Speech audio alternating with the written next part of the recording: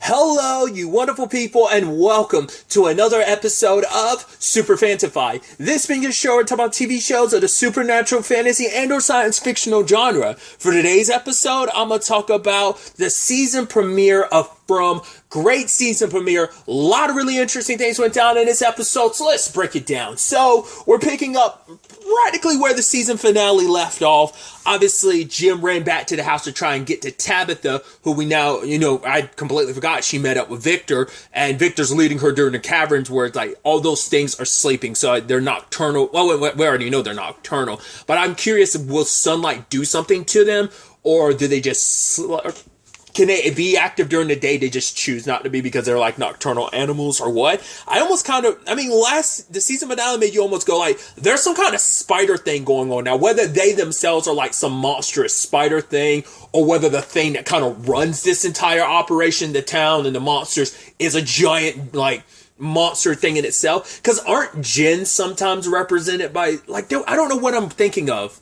Oh, I'm thinking of a video game where, like, there's a creature it's like, oh, beware of the Jinn, and it's represented by a giant spider monster, so that's what I was like, because last season they had to, like, Sarah and Boyd were dealing with the web, so I'm like, is this some, like, spider monster thing? We still have no full context for that. I mean, we don't even know what happened to Sarah after Boyd went in that tree. Like, is she still out there deep on that, like, where they were, or did she go into another tree herself? I mean, those trees can take you anywhere, so there's no telling where, if Sarah found her way in one, where she could have ended up. But either way, first and foremost, let's start off with Boyd's situation. He ends up, that is so interesting that he went in and it literally took him to a spot where like there is no door. Like that's what's interesting. Like at least with the instances we've seen, it's like, hey, you go through it, you end up in something that at least has some form of a doorway. But maybe it's a thing of, well, because didn't Julia get out of that like little closet or whatever? It might even been a coffin or whatever that Jade saw the dude buried under the rocket. Like, wasn't that the same place? And that doesn't really have, like, a back entrance for her to fall. So it's just, like, I guess anything that can almost resemble a doorway acts as, like, a temporary door. You fall in and then it disappears behind you, so there's no, like... It doesn't necessarily have to have a doorway. It doesn't work like the Anywhere key from Lock and Key, you know? So, I don't know. I still don't fully know the rules of this whole thing, but... Boyd is talking to someone, and they were telling him about the rope, which doesn't make as much sense when you look back and see, like, when you think to the fact is, the guy that handed him the rope is chained to a wall, so it's like, who dropped the rope? Did you have telekinetic abilities or something? Like, what's going on there? So, because Boyd I was thinking, like, all right, Boyd's going to have to, like, put his feet up and he's going to have to crawl up the chimney or whatever, he's chimney/well thing that he stuck down, but he tried that, didn't work. Did it again, but as he was climbing higher, he saw Ellis being like, oh, Dad, we're supposed to take the boat out or whatever. So it's like, I guess it's the place or who's ever running this thing screwing with him, trying to mess with his head. And so when he climbs to the top, he finds a dude who looks like Prometheus levels of I've been chained here for a long time. Prometheus, if I remember my Greek mythology right, I believe it's Prometheus, the one he gave fire to humanity and Zeus punished him by like, hey, you're stuck to a rock and a vulture eats your liver every single day. If I remember my Greek mythology correctly. So he kind of gives me that vibes, and the guy's like, oh, good, you have a gun? Yeah, it makes it easier for you to kill me. So it's like, he's been there for a long time. Like, have you been... Like, someone had to have changed you up. So, because we heard the voice that talked to Jim, they recapped it at the beginning, too. It was a person, so, but it could be some evil entity that manifests itself like a person. Could be a thing of, like, it just chose a human voice. It could be something else, like a giant spider monster, whatever. It could be something else that just chose and stole a human voice to represent. Because, once again, who are the humans that the monsters are pretending to be? Could they be people that they've killed? Because I don't think that's come up yet of them pretending to be people that they've killed. Like, how did they pick their human forms? Like, were these, maybe at one point in time, they were normal humans until they became what they became. I'm spitballing a lot of stuff. For one, I don't remember the first season as well as I wish I did. But also, because I'm trying to remember what would something... I mean, the recap did a pretty good job of recapping a lot of the major points. But I'm like, there might be a lot of stuff that I just don't remember from last season. But it just leaves you with, like, a million questions. So it's like, where is Boyd at? Like, is he still, like, did he, like, pop up in somewhere in the confines of the town? Or is he still, like, on the edges of the town or what? I mean, what is the edge when it comes to this whole situation, you know? So Boyd's dealing with that. Everyone at Donna's place was dealing with the aftermath of everything going wrong. Light bulbs exploding. One person ended up catching like shrapnel in their eyes from the light bulb exploding. And Jade's trying to get equipment together. A bus literally stops because a dude on it, his name's Elgin, literally was like, the moment he woke up, he's like, no, we gotta stop. I'm like, what do you know that no one else on that bus knows? I'm like, how do you know? No one outside of this town knows what's going on because everyone that ends up in this town has to have explained what the town's deal is. So it's like, you're freaking out. He's like, right, we gotta stay. We gotta get, we can't stay here. We're gonna be in. No, we have to stop the bus. I guess the point was like, if the bus kept going, well, cause I don't think they have the, because I was about to say, could it have something to do with the spike strips? But it's like they haven't pulled the spike strips out yet. They don't pull those out until people have made a couple loops because it's like, all right, make you realize what this is, pop your tires, and then we can have the conversation about like, yeah, this is what it is. But they weren't expecting the bus. It's like the bus literally came at the worst time because everything is going to hell in a handbasket in this situation. So Jade is screaming at Donna. It's like, yo, there's a bus full of people. So while they're dealing with all that, they've got to go get those people. Kind of Donna and them have to roll over and roll up, you know, and kind of explain everything. Julie runs off because she's trying to figure out where her dad went back home. Obviously, Jim found the whole situation. Whether it's beneficial or terrible, who knows? Because we know that Jim got the word of like, hey, your wife shouldn't be digging. So obviously she fell down the cavern and everything like we brought up earlier, but like it caved in behind her, and that's why I'm like, I don't know if that's a good thing or bad. Well, I mean, bad thing because it would have been easier to get Tabitha, you know, if it hadn't gotten filled in. But there's also the thing of literally all the monsters are nesting below, because I don't think it ever really crossed their mind. I mean, why would you actively go looking for the place where the monsters are nesting? So why would you even worry about where they come from? Who cares? They come out at night. And because I think they're under the impression, I think they came from the woods, and maybe it's because in the woods are some of the passageways they take to get underneath like the town. But my point is, at least they're blocked off so they can't come up. But the problem is now Victor and Tabitha are trapped, and Victor has been following the boy in white's way through. But he ends up getting lost. There was a dress that Tabitha found where it almost seemed like she recognized it. And that's why I'm wondering, like, things that kind of go lost, do they end up here? And not just things, but also people. Like, did Tabitha lose that when they got here? So were the creatures gathering this stuff up? Because, like, there's a whole bunch of stuff underground that they come across, like TVs and little tricycles and stuff like that. It's like, are they just have they been collecting this stuff over the years? Or what? Like, is it like them kind of playing human? Like, do they try to like to perfect their act of trying to convince people to let them in above ground? Like, do they try and play human just to try and fit in some shape or form? Regardless of it all, Jim is trying to dig up where Tabitha and Victor is. What they don't know about Victor. Which, interesting enough, Jade's trying to figure out the whole Victor thing because he's starting to see shit again, because he sees the symbol again, but not even just that, he sees the doll, which Victor sees that same doll down below. So you're like, wait, what the hell is going on? Like, there's something here, and why is it out of any... I mean, because we have three characters that are specifically tied to all of this. Ethan, Victor, and Jade. Now, why Jade in particular, who knows? Like, we know Victor's been caught up on all this since he was a kid, because he saw the kid in white when he was a kid, but that was the last time he saw him. So maybe it's like once you become a certain age, you're no longer able to see him type of thing. I don't know. So maybe Ethan's still at that age where he can see the kid in white. But Victor saw him too, even now, being like, oh, he pointed me in the right direction. But he also, I guess because he got so scared and terrified, he was like, yo, I didn't remember where he told me to go. I mean, it makes sense why, because, I mean, obviously, Victor's still been stunted by the fact is he's had to grow up in this place for decades. You know, like, every time people come, they end up dying. He's the only one that's kind of survived from when he first got here. He's the only one that's still alive. And, you know, because I think the oldest member that's still here is Donna, because she's been here for like 3 years. So... She's kind of got seniority amongst the residents of the town, if I remember correctly. But either way, Jade, I love him hanging around Ethan. I guess he just, I mean, for one, it's just like, well, you don't do well around kids, and you're cussing up a storm. Even him saying, it's like, wow, you swear a lot. And it's like, yeah, he does. He's like, oh yeah, cigarettes are also bad for him. He's like, yeah, it's not that kind of cigarette. But he brought up what he had seen, and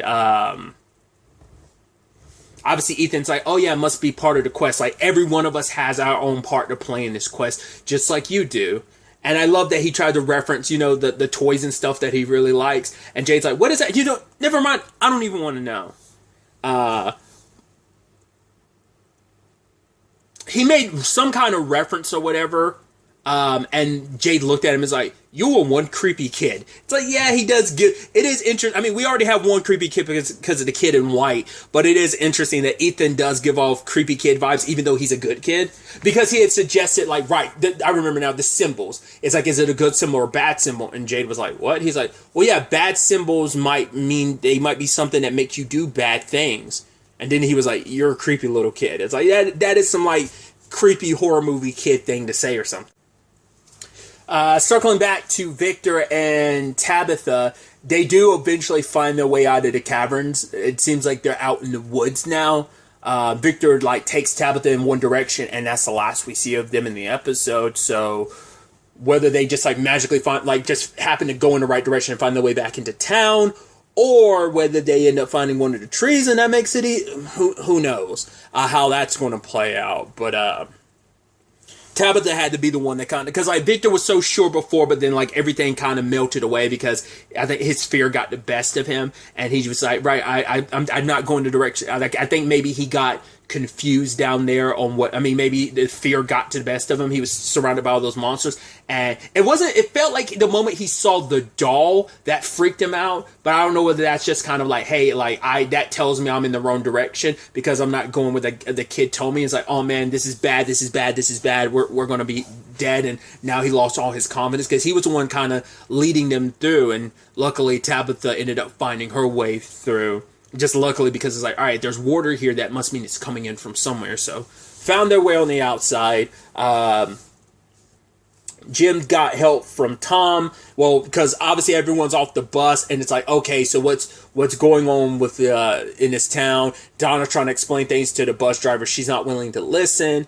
And two people in particular, went to go help Jim with the hole and everything. But sadly, the house not only was like it's like, oh, we know that was 100% done on purpose. Like, whatever it is, decided to try and make it so they couldn't help Tabitha and Victor, like, to kind of leave them on their own. And then, and the longer Jim and them stayed there, the more the house crumbles around them. 3 people are stuck. One of the guys managed to kind of make his way close enough to the surface. They were able to get him. But Jim, Tom, and the other dude are all stuck. And that guy's unconscious. And it's like, oh boy.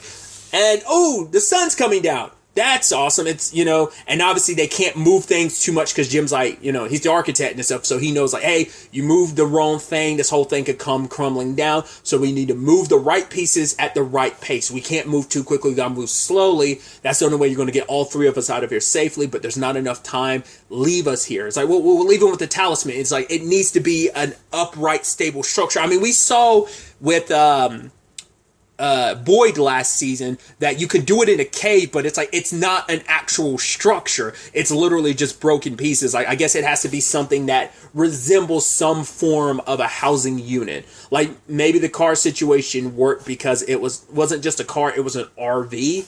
So maybe that helped in that regard. I was like, no, they did it in a regular car too, didn't they? I actually don't remember. I know they did it in an RV in the first episode, but I don't remember if they did it in a regular size car or not. I mean, but still, like, at least something that has, like, I guess, like, as long as it has some form of walls to it, it technically counts. But I'm like, because, I mean, this whole structure is literally collapsed and nothing's, like, really fully connected. So it can't count as a, like, walled off structure, I guess. But either way, it's like, Donna knows firsthand, like, well, how we survived here before Boyd found the talismans, we hid and we were quiet. And if they can do this, I mean, but the problem is Tom and Tom and Jim know what to do. They know what to be aware of. Home dude, if he wakes up in the middle of this and he starts panicking, they're as good as dead. So I can definitely see that being a plot point in the future. Maybe even the next episode when things kind of go down.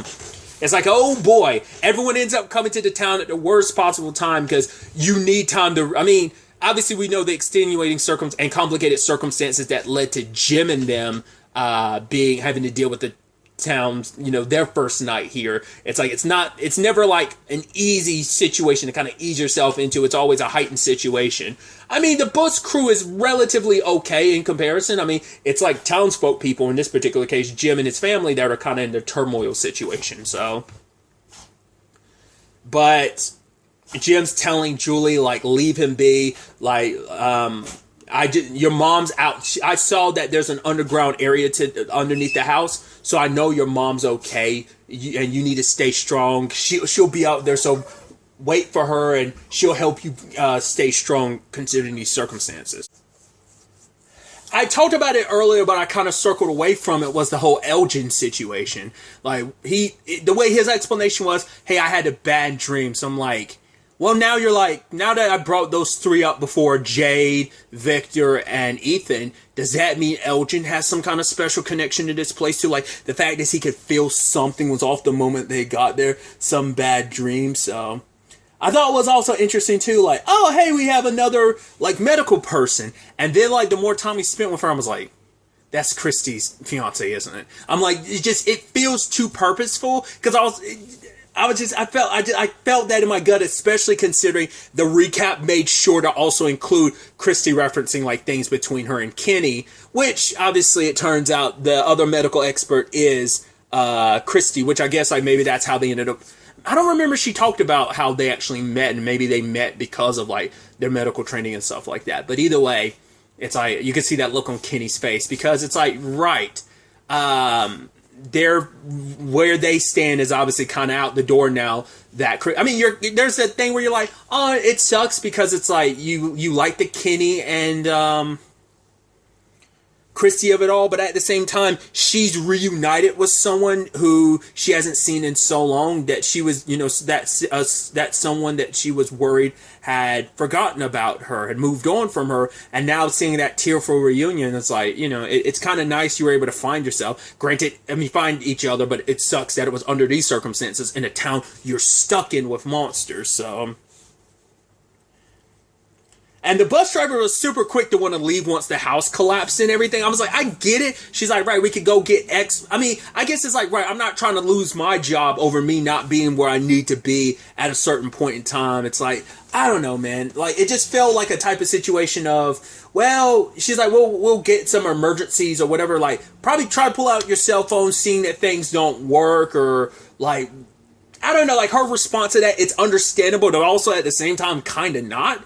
And she's just like, right, get back on the bus. We'll go help with the next time. It's like, yeah, but, you could all be there to help in your own regard, because I didn't see you quick to be like, yeah, pull out. Maybe they already tried their cell phones and it just didn't work and we just didn't really get that. But I'm like, they're just, the way she handled it, I don't think she handled that the best way. That felt like I'm not really worried about other people. I'm worried about my own situation. Once again, I don't want to get fired. I'm not about to lose my job because of some, like, BS revolving around other people. So, but Donna was just like, I don't have time for this. The sun's about to go down. Shoots out one of the tires with a shotgun. Some of the people start freaking out, run away. So Fatima has to go after them and try and draw them back before they get lost somewhere out in the open before the monsters attack. Kenny comes over, pops off one or two shots in the air. It's like, get inside the diner now. So, messy situation. The moment things pop off, they'll see what's what. So they'll be like, oh my god, this is what's really going on. Oh wow, you weren't kidding about that. Once again, because we know one of the people I think that ran off was Elgin, so I think that's going to be a whole thing. But it's definitely going to be interesting to see where all this takes us. Obviously, hell of a way to start. It's interesting because it also has that slow start to it, kind of like, episode 1 kind of jumped right into it, but it's still kind of like, it's just that interesting, like, oh, we gotta see some new people, not just a few people, not like, a family of 4 in Jade, it's like, no, you got to rein in like probably like maybe 24 people at once, because they'd even talked about it previously. Like, the fact is, multiple people landing in the town at the same time hasn't happened in a very, very long time.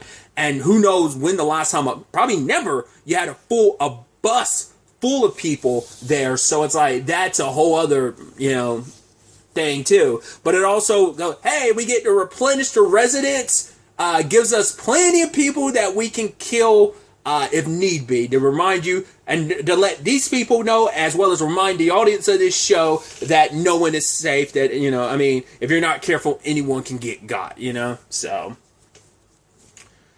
like I said, we'll ultimately have to wait to see where the next episode ends up taking us going forward with all of this. But really, that's all I wanted to talk about. Until the next time we meet, be happy, be safe, live life to the fullest, and enjoy it. Good day, and goodbye.